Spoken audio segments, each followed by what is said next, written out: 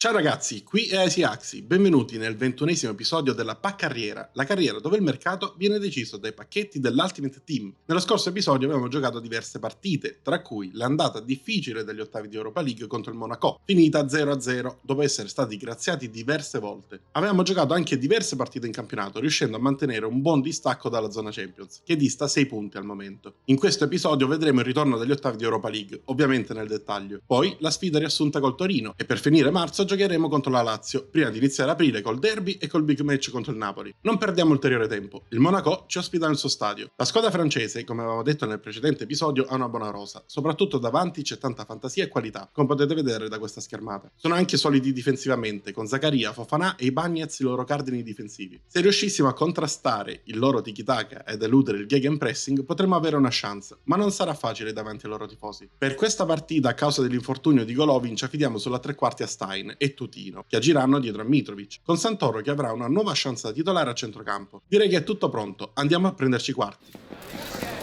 Tutti gli occhi sono su questo calciatore.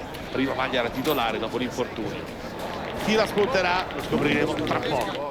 João Pedro dà il calcio inizio al match per i padroni di casa e sono loro a rendersi pericolosi dopo appena 7 minuti, proprio col brasiliano che si inserisce e prova il tiro, trovando però la risposta attenta di Lafont. Ed allora ci proviamo noi. Lopez libera Tutino che col controllo prende spazio dal difensore. Entrato in area scocca un tiro all'angolino imparabile per il portiere avversario. Il vantaggio dura pochissimo perché João Pedro sorprende la linea difensiva alle spalle, mette al centro per Minamino che tutto solo non deve far altro che appoggiare il pallone in rete, evitando anche l'intervento disperato del nostro portiere. Il Monaco ha preso coraggio e João Pedro riesce nuovamente a sorprendere la linea, ma stavolta l'uscita disperata di Lafont è efficace e salva così il risultato. Sugli sviluppi dell'angolo ci riprova Minamino ed ancora una volta costringe il portiere a rifugiarsi in corner. Si chiude quindi il primo tempo, eravamo riusciti a passare in vantaggio, ma dopo il pareggio il Monaco è stato molto più pericoloso. Sarà dura. Ad inizio ripresa Tutino ha una nuova occasione, il tiro a rasoterra batte il portiere ma sfiora il palo ed esce di un soffio. Dopo 20 minuti abbastanza noiosi, i padroni di casa riescono a liberare uno dei loro attaccanti con un'azione di prima. Lafont esce di nuovo e salva il risultato. Ed anche la seconda frazione si conclude con il risultato ancora fermo sull'1-1. Saranno quindi supplementari. Dunque l'extra time.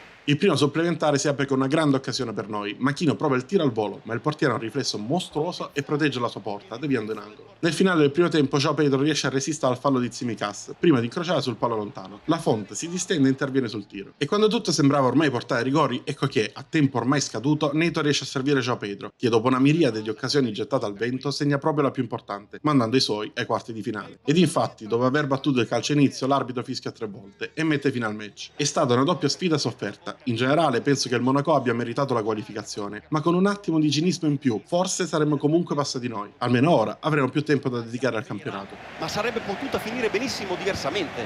Ora devono impegnarsi a recuperare le tante energie spese in vista del prossimo turno. A proposito di campionato, siamo ospiti del Torino. I padroni di casa stanno facendo un buon campionato e sono decimi in classifica, ma impattiamo bene il match e Stein, servito da Soriano, trova subito il colpo buono per portarci in vantaggio. Qualche minuto dopo Lopez prova a raddoppiare, ma trova l'ottima risposta di Benitez. Il secondo tempo vede invece la reazione dei padroni di casa, ed in questo caso è Lafont a avere un buon riflesso e mantenere il risultato invariato. Nel finale Stein ha l'occasione di segnare una doppietta, ma il portiere para, e alla fine ciò che conta sono i 3 punti, e quelli sono nostri. Dopo la pausa nazionale ospitiamo la Lazio, una delle squadre che ci mette sempre molto in difficoltà. Il nostro problema principale contro i biancocelesti è tenere a bada i 4 giocatori d'attacco che sfruttano velocità e dribbling per liberarsi dei nostri difensori, che sulla velocità peccano e non poco. Come al solito sfruttano il tiki-taka ma non pressano alto, preferiscono invece attendere il momento opportuno per recuperare palla e poi, se ci sono le possibilità di farlo, ripartire in contropiede. Era da mesi che non vedevo tutta la squadra con la barra verde, quasi non ci credo. Non facciamo nessun cambiamento ovviamente, visto che sono tutti ben riposati. Andiamo a giocare questa partita, dobbiamo resistere e provare ad essere più concreti davanti. È una delle principali attrattive di questa sfida. Un vero incubo per i portieri avversari, 3 gol nelle ultime 3 gare. Ultimi istanti prima del match, non andate via. La Lazio batte il calcio inizio con Moukoko che passa all'indietro. La partita è iniziata a ritmi bassi e senza occasioni, ma al minuto 25 siamo andati vicino al gol con Stein, che con un tiro potente ha solo centrato l'esterno della rete. Ora la partita si è sbloccata, su di una ripartenza biancoceleste, Quadrato tira tutto solo al centro dell'area, riflesso mostruoso di Lafont che ci salva. 10 minuti più tardi sempre Quadrato, sempre da solo, spreca tutto, non centrando lo specchio e buttando al vento un'occasione colossale, e dopo 2 minuti di recupero finisce la prima frazione. Per fortuna Quadrato ha sbagliato di tutto ed abbiamo ancora la possibilità di di vincere nel secondo tempo. Ed invece, dopo appena 2 minuti, per poco non prendiamo gol. Sarkisian tira, la Font para, ma la palla rimane lì. Per fortuna il giocatore del Lazio sbaglia tutto a porta sguarnita. Siamo stati graziati di nuovo. Ed allora ci prova Moukoko, che dopo aver protetto palla si è girato ed ha provato il tiro, trovando l'opposizione del nostro portiere. Finalmente siamo riusciti a reagire. Mitrovic ha protetto palla e scaricato per Soriano. Il tiro del trequartista è potente ma centrale e consente al portiere di intervenire. Al minuto 75 abbiamo una nuova occasione. Stavolta è Soriano a servire Mitrovic, ma anche stavolta il tiro del nostro attaccante non è abbastanza angolato e impegna il portiere senza però batterlo. E dopo 90 minuti si conclude il match, che finisce a porte inviolate, nonostante diverse occasioni da una parte e dall'altra. Avremmo potuto perdere ma anche vincere, esattamente come è stato contro il Monaco. Poi Remi in barca della serie, meglio un punto che niente. Ad inizio aprile è tempo di derby. Era da un po' che non vedevamo un derby della lanterna e mi sembra il caso di portarlo nuovamente. Il Genoa continua ad avere più o meno la stessa squadra, forse con qualche novità a centrocampo e sicuramente con Yeltsin nuova punta. In questo campionato, dopo 2 salvezze difficili, stanno facendo bene e sono 11esimi e stanno vivendo un buon momento con 4 vittorie nelle ultime 5 partite. Finalmente incontriamo una squadra che non gioca al tiki-taka, ma sia in attacco che in difesa preferiscono utilizzare un assetto standard che mira a non scomporsi mai. Per questa partita facciamo un po' di turnover in vista del Napoli. Tra i titolari rimangono, oltre al portiere, Ciutalo, Tsimikas, Pereira e Stein, ma riserva o no, dobbiamo portare a casa il derby, non ci sono scuse che tengano. Gara di cui si è detto tanto, forse anche troppo in certi casi. Vedremo se le dichiarazioni della vigilia saranno servite a caricare i giocatori in campo. Non cambiate canale, mancano pochi istanti al calcio d'inizio. Genoa che affronta la Samp.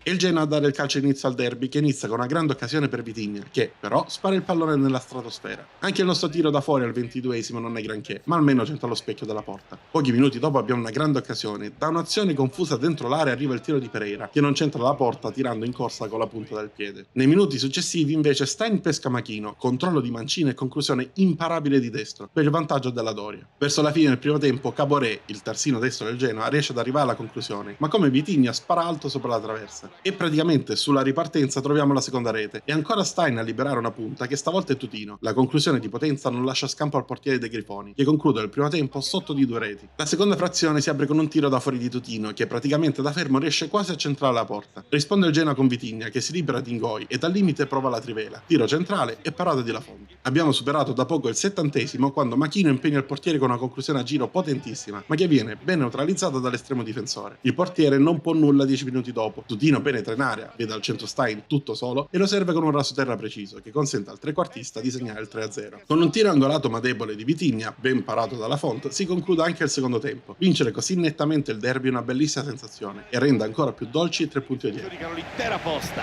un successo strameritato, rotondo, mai in discussione. Hanno preso in mano il pallino dal primo minuto e non l'hanno più mollato. E quindi il giorno dopo leggiamo la Gazzetta dello Sport e FC25 ci regala una grandissima perla, immagine con il risultato, ma testo che dice esattamente l'opposto. Un gioco capolavoro, ragazzi. Secondo me Jacob Barès ha visto l'errore e non sa se mettere like o dislike. Dopo una settimana partiamo per Napoli perché ci attende la sfida al Maradona. Il Napoli ha un nuovo terzino sinistro, Rote, e al momento il loro centrocampo sembra essersi indebolito, ma davanti c'è ancora un trio mostruoso, Para, Osimhen e Salah, che sarà anche vecchio ma rimane un fenomeno. La squadra si affida al gegenpressing per scatenare poi le sue frecce davanti e nonostante non arrivi una vittoria da 4 partite consecutive sono riusciti comunque a mantenere il terzo posto in campionato. Dopo un mese di assenza torna in campo dal primo minuto Golovin, che vorrà testare il suo ginocchio dopo la distorsione di 4 settimane fa, e con lui giocano tutti gli altri 10 titolari. Dobbiamo assolutamente vincere questa partita per mantenere le speranze di una qualificazione in Champions League. Se ne è parlato molto alla vigilia di questo match. Subito titolare al rientro dall'infortunio. Gara tutta da seguire in diretta su EA Sports. Sono ancora gli avversari a dare il calcio d'inizio e sono sempre loro a tirare in porta per primi, con Salah che impegna, e non poco, il portiere con un tiro a giro assurdo da molto lontano. Al 6° minuto Kvara va vicino alla rete del vantaggio, ma il pallone sfiora il palo e poi esce. Il Napoli sta spingendo ed ora è il turno di Osimhen di provarci. Tiro da fuori, ma risposta pronta di La Fonte che dice no. Al 20° Lopez serve Golovin. Il trequartista russo prova il tiro dal limite e dopo un mese senza giocare segna il gol del vantaggio, al primo tiro in porta. Ora il Napoli in confusione, Stein combatte e trova di testa Mitrovic che allarga verso Soriano. Lo spagnolo non ci pensa 2 volte ed incrocia sul secondo palo trovando il gol del raddoppio. Ed il primo tempo si conclude così, con la Sampdoria in vantaggio dopo che nei primi 15 minuti non eravamo riusciti a toccare palla per più di 5 secondi. Ora dobbiamo però difenderlo questo vantaggio. I padroni di casa iniziano nuovamente fortissimo. Osimhen ha una buona occasione, ma Ciutalo mette il piede sul tiro, concedendo solo l'angolo. Qualche minuto più tardi Osimhen riesce nuovamente a tirare verso la porta. Stavolta la Fonte deve intervenire per deviare al impallato. Sul rimpallo però arriva Kvara che alimenta l'azione crossando sul secondo palo. Colpo di testa velenoso di Gaetano sul quale la Font mette la mano. La palla rimbalza sulla traversa e poi fuori. Abbiamo rischiato veramente tantissimo. 10 minuti più tardi non c'è nulla da fare sul tiro di Lobotka che, servito da Neres, non ha problemi a segnare e ad accorciare le distanze. Ma il grande sforzo fatto per recuperare un gol ha stancato la squadra e noi siamo riusciti a gestire i restanti 20 minuti senza rischiare praticamente nulla, riuscendo così a vincere la partita al Maradona. Le partite più difficili ed era importante portarla a casa, missione compiuta. Dopo queste 4 partite di campionato, questa è la nuova classifica che ci troviamo davanti. Siamo in quinta posizione. Siamo riusciti infatti a scavalcare il Milan, che dopo la sconfitta contro di noi è entrato in crisi, e contemporaneamente abbiamo recuperato 4 punti sul quarto posto, che adesso è vicinissimo. Le ultime 6 partite saranno 6 partite di fuoco, e nel prossimo episodio concluderemo la terza stagione vedendole tutte. Ma per oggi è tutto, spero che il video vi sia piaciuto, e se la vittoria sul Napoli vi è piaciuta altrettanto, allora lasciate like, ed iscrivetevi per tanti nuovi contenuti. Noi ci vediamo nel prossimo video.